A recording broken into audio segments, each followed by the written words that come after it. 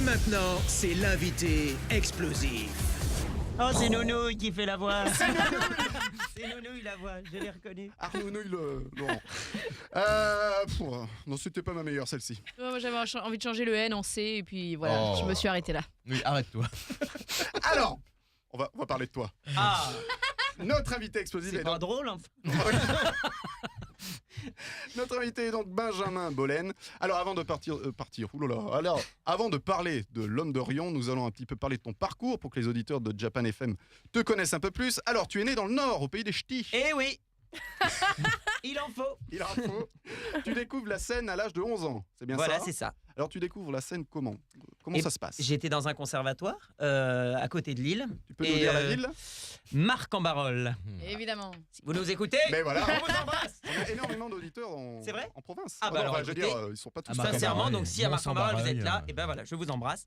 Et voilà, j'étais au conservatoire là-bas et j'ai commencé le théâtre là-bas et rapidement en fait, on était dans une classe qui permettait de oui, voilà, il y avait des spectacles qui étaient produits. Du coup, j'ai très rapidement eu l'occasion d'être sur scène et voilà. Et tu as également étudié le piano dans ce conservatoire. Oui, tout à fait. Je sais tout de toi. Mais je vois ça. Alors à 17 Enfin, ans... pas tout, j'espère quand même. Oui, je faisais une petite imitation d'Aznavour. C'était bien, c'était très bien. Donc à 17 ans, maintenant je te fais Enrico, yeah. À 17 ans, tu intègres la troupe de théâtre Les Trois Coups. Oui, c'est ça, tout à Alors fait. tu as joué quoi avec cette troupe? J'ai joué beaucoup de choses, principalement des comédies de Feydeau, des comédies de boulevard, de Camoletti, Récounet, mais aussi des classiques. J'ai joué Goldoni, Molière. Enfin, vraiment, j'en ai joué beaucoup. Et ensuite, c'est toi, tu crées ta propre compagnie. Oui, mais ça, c'était particulier. C'était une compagnie qui, en fait, j'animais des ateliers de théâtre pour enfants. Et puis, ça se passait très bien. C'était, voilà, il y avait une municipalité qui s'en occupait et tout. Et puis, il y avait de plus en plus d'enfants qui voulaient s'inscrire. Et la municipalité ne pouvait pas augmenter le volume horaire de cours. Du coup, des parents sont venus me voir en disant, si tu veux, nous, on aime bien ce que tu fais avec les enfants. Donc, on va créer une structure où tu pourras comme ça travailler et puis faire, voilà, essayer d'augmenter le volume horaire et puis faire des projets dans les écoles, etc. Et du coup, cette compagnie Scénomaniacs, elle a été créée. Voilà. Et c'est en 2007 que tu arrives à Paris. Oui. Alors, quelle formation tu fais à Paris? J'ai suivi une formation qui s'appelait Le Cours, qui a changé de nom aujourd'hui, qui est 7e acte, et qui était dans le 19e et qui était très, très, très bien. Vraiment. J'ai rencontré des professeurs formidables et des amis formidables aussi. Alors en 2008, tu joues dans Roméo et Juliette. Oui. On a pu te voir également dans Chat et Souris. Oui. Comme ça le titre, Chat et Souris. Chat et Souris. Il y a un jeu de mots. Eh oui, bien joué. Au théâtre de la Michaudière, c'était avec Francis Perrin et Jean-Luc Moreau. Voilà, c'est ça. Alors t'en gardes un bon souvenir d'avoir joué avec ces deux comédiens? C'était énorme. T'as des petites anecdotes? Non, franchement, c'est des super souvenirs. Bah voilà, j'étais tout jeune quand j'ai fait cette pièce et c'était vraiment un rêve de gosse qui se réalisait, quoi. Je jouais dans un grand théâtre à Paris, puis en plus j'ai eu la chance de partir en tournée, de faire une tournée énorme. Je sais plus, il y avait entre 60 et 80 dates, quelque chose comme ça, ça nous a emmenés jusqu'à La Réunion. Enfin, c'était vraiment gigantesque, quoi. Toujours avec Francis Perrin et Toujours avec Jean-Luc Moreau, Francis Perrin et Jean-Luc Moreau, ouais. Et j'ai beaucoup appris à leur contact, beaucoup.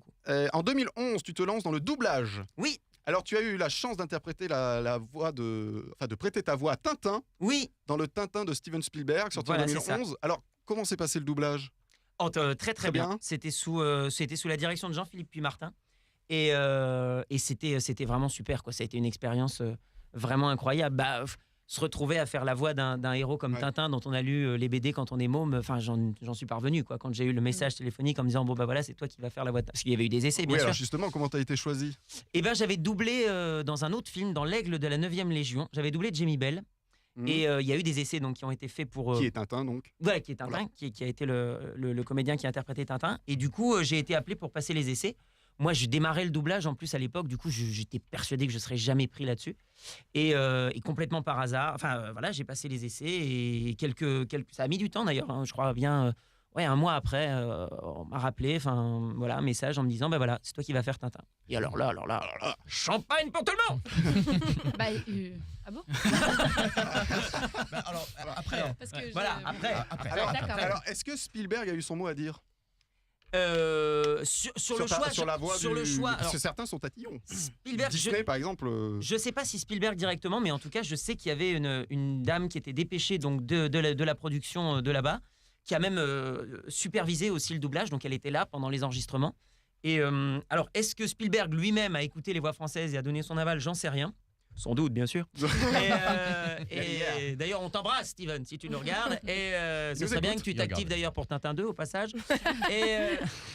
Mais je cherche du taf. voilà, non, mais bon, c'est bien d'en parler, mais il faudrait peut-être passer la seconde.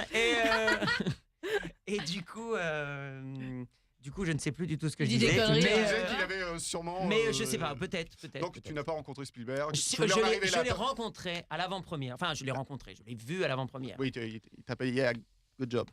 Non. Il l'a pensé très fort. Oui, bien sûr. Il l'a pensé, bien sûr. Alors moi je l'ai croisé à l'avant-première aussi et il m'a dit que la VF était géniale. C'est vrai. Il me l'a dit. VF is amazing, il a dit. Amazing. Amazing. C'était après que tu t'évanouisses. Exactement. Je l'ai rêvé en fait. Voilà. Et moi, j'ai croisé Tintin qui m'a dit que c'était génial. Mais oui. Par contre, ce qui est vrai, c'est que j'ai croisé. J'ai croisé Milou. Mais j'ai croisé le Tintin des années 60. Le Tintin qui a joué Thierry dans les Lhermitte. Voilà. Non, Non. Talbot. Talbot, le ouais, c'est ça. Tintin qui a joué Ah, dans les films. d'accord. Dans le film, Le comédien, d'accord. les oranges bleues. Voilà, c'est Voilà, ça. c'est Il a ça. la Toison d'or. Les oranges Exactement. Qui a fait énormément de films. Non, mais c'est parce qu'après il est devenu un stit. Oui, il est un stit, ce Il est gars. un stit et c'est un peu ça. Il est là. Mais ça a été son petit moment de gloire. En plus, lui avait été validé par RG et tout, donc c'était vraiment voilà. Toi, il t'a pas validé. Non, moi RG ne m'a pas validé. Bah justement, il arrive pour te valider. Il est là. Voilà. Ils sont tous ensemble. C'est une salle d'attente. Tel un Il y craqué. a un monde derrière. Ah ça non, va. on Je les va ouvrir, entends, ça je va les entends. être. C'est un bordel pour faire venir Oh, les bah, gens. Alors, et on a pu t'entendre dans quelle autre fiction? Non, mais peut-être qu'il est. Oui, Alors le live, pas de réseau. Problème. Pas de réseau. C'est Thibaut. Il faut la fibre. On a- Il faut la fibre à Sèvres. On l'a dit sur Twitter. Japan FM l'a dit sur Twitter. Ça n'a aucun rapport avec ton interview. On coupera ça au montage. Non, c'est très bien, gardez-le. Oui, alors on a pu t'entendre dans quelle autre fiction? Eh ben, on a pu m'entendre dans des, par exemple, dans les Croods, qui est donc un dessin animé de DreamWorks, dans Le Conte de la Princesse Kaguya, dans ah bah si, puisque en rapport avec le manga, j'ai été dans Senseiya Omega. Mais oui, je faisais Subaru. Subaru, le fameux. Subaru. Eh oui. La voiture. Voilà. 4-4. J'ai doublé dans un très très beau manga aussi qui s'appelait L'île de Giovanni, qui était très très beau, vraiment un très très beau Panzani. film. Je vous en- Oh là là là. C'est pas possible. Comment voulez-vous Je ne peux pas. On a pourri tous les mangas, mais en 30 secondes. Panzani, ouais. J'ai cru que c'était une voix de mon imagination. Panzani. Subaru, ouais. Attends, non, mais pour de vrai, moi je voulais revenir sur le conte de la princesse Kaguya, c'est Oui, ça? tout à fait. C'est une petite fille qui devient très vite trop grande. Non, c'est pas son. C'est quoi l'histoire? C'est le dessin animé qui est fait en estampe, qui est vraiment en estampe japonaise. Voilà, Et qui ça n'est fait que compte de ça. un paysan qui la trouve. Non, c'est pas ça. Je confonds avec un autre film. Le pire pitch du monde. C'est-à-dire que c'est pas bien vendu. Mais Est-ce film que t'as est le très réalisateur? Mais non, justement, je cherche. C'est je confonds. c'est une jeune femme qui a plein de prétendants, tout ça, qui viennent la voir. Ah, alors c'est pas celui-là. Alors je vais me coucher. Allez, je reste avec les spaghetti panzani. Je m'arrête là. Bien. Ça fait avancer l'émission. Voilà. Et aujourd'hui, tu viens pour nous parler de L'Homme d'Orion au théâtre Montmartre-Galabru. Excellent théâtre au passage. Allez hop. Eh oui, on On le place. Je te propose qu'on écoute un petit extrait. Et puis après, Allons-y, et puis c'est on en parti. parle après. C'est parti. Entre Paris et Pontoise, il existe aux environs un patelin en Seine-et-Oise qui s'appelle Beaufémont, je viens de le dire. Mon ami vient d'y acheter une villa et chaque été, il passe ses journées entières à Beaufémont. Il délaisse même ses affaires pour Beaufémont.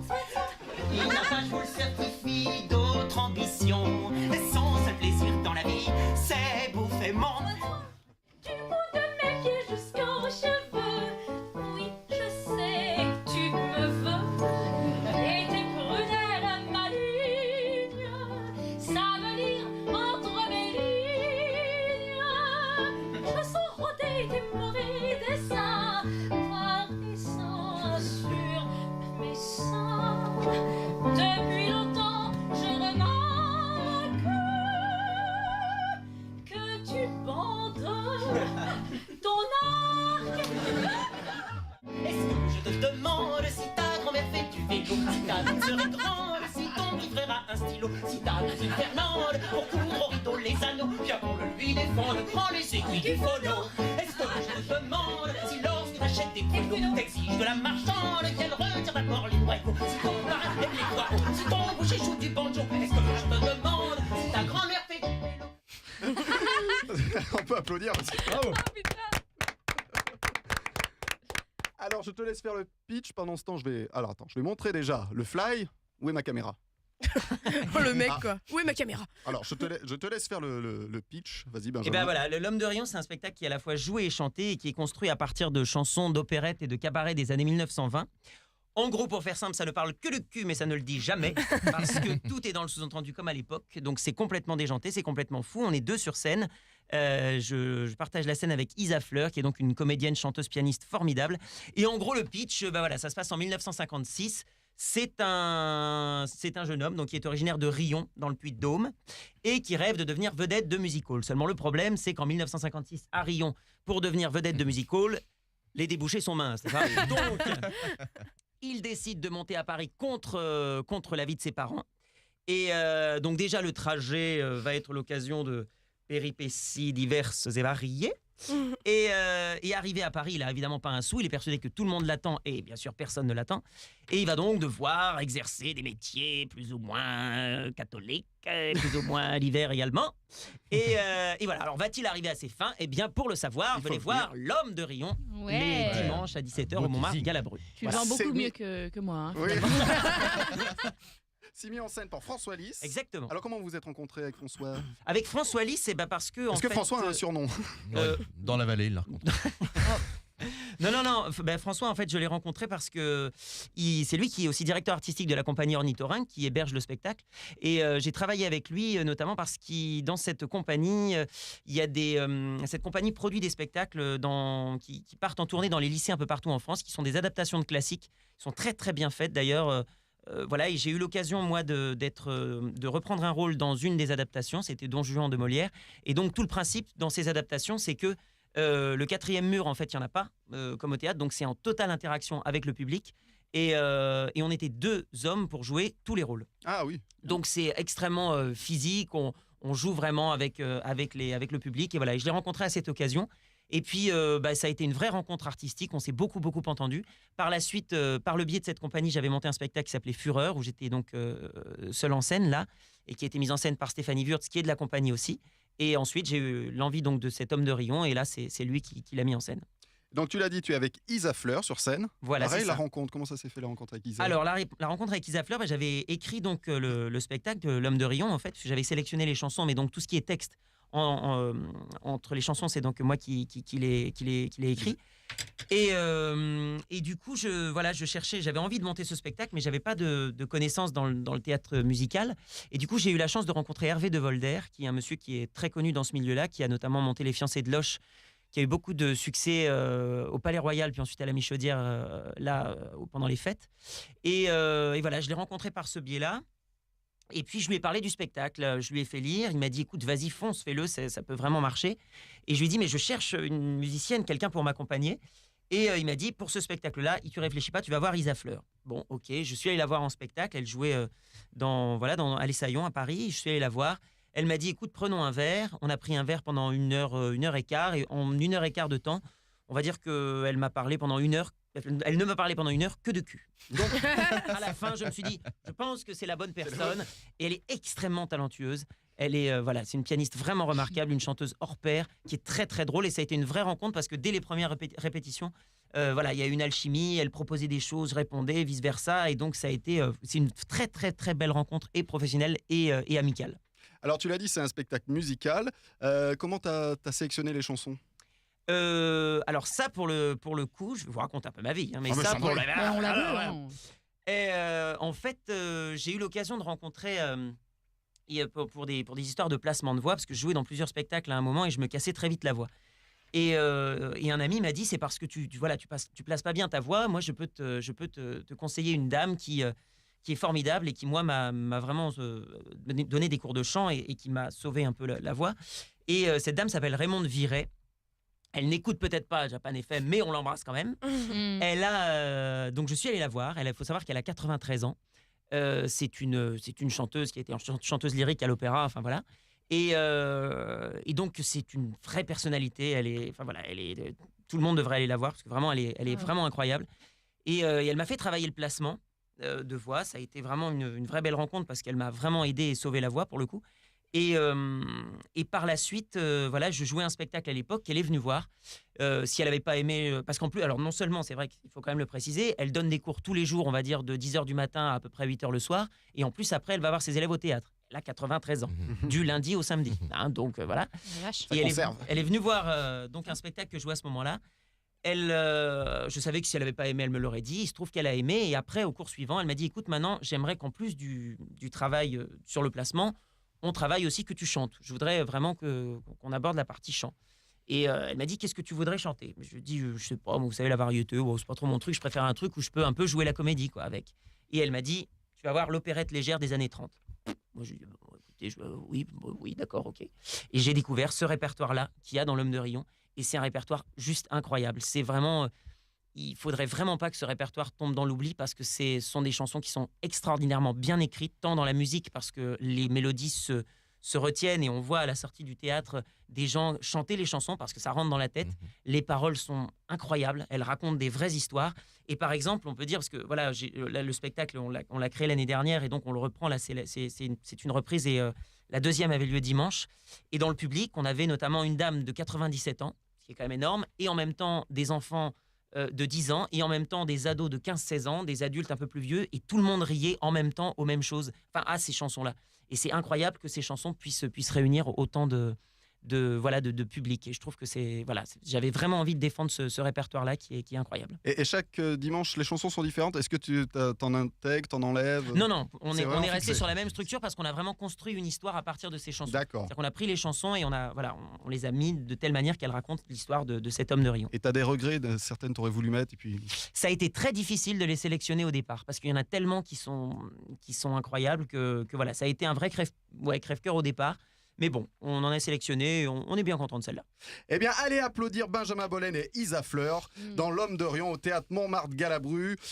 C'est le dimanche à 17h. C'est mis en scène par François Lys. Merci Benjamin, on te retrouve. Ben merci à vous. Oui, ne t'en va pas. Mais je ne m'en T'en vas vais pas. pas. Mais T'en non, vas pas. ils sont tous derrière. Ah bah oui. Je vais pas m'en aller.